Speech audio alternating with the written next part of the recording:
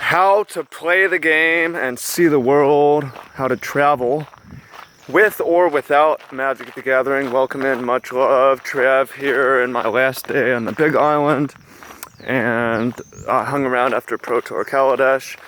I am headed back to Seattle soon, the mainland, and then getting ready to go compete in the next Pro Tour in Ireland, and planning to stick around Europe for a little bit after that.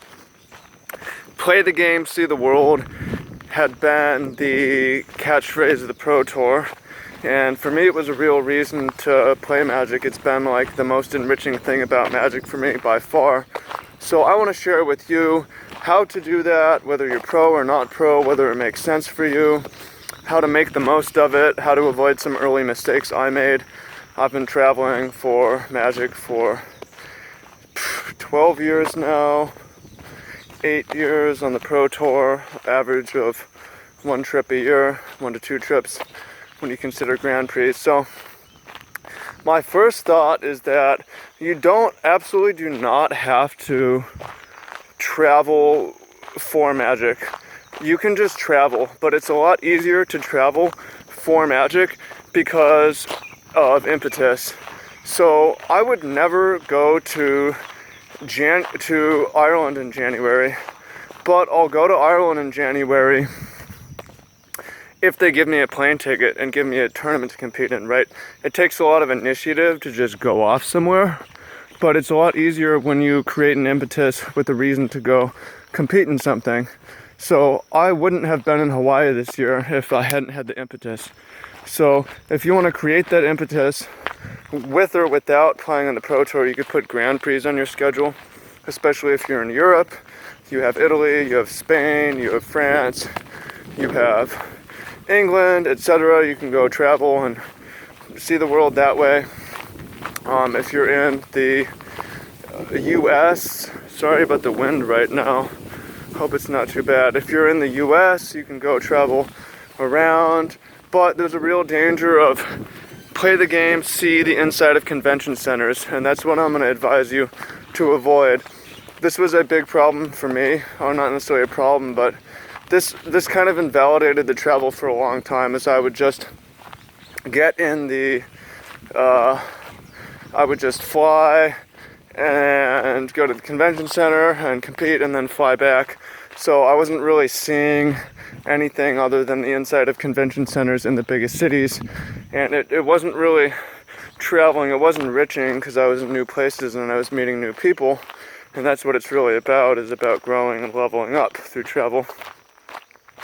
And I flew to Amsterdam for my first Europe trip and stayed for like 5 days total because I just didn't have the money, or I wasn't in the place, I didn't have the time. So if you're able to pull this off, like, take as much time as you possibly can, whether that means taking time off work or trying to set yourself up in a way so you can work remotely for a little bit, telecommute, whatever, or you can save the money or whatever, because my travel was limited for money for a long time and from time.